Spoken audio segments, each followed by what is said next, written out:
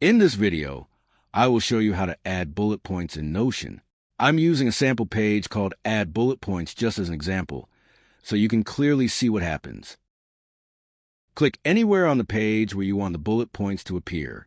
Type a / on your keyboard. A menu appears. Find Bulleted List and click it. A bullet point appears on the page. Start typing your first item. Press the Enter key to create the next bullet point. Type the next item. Repeat this to add more bullet points.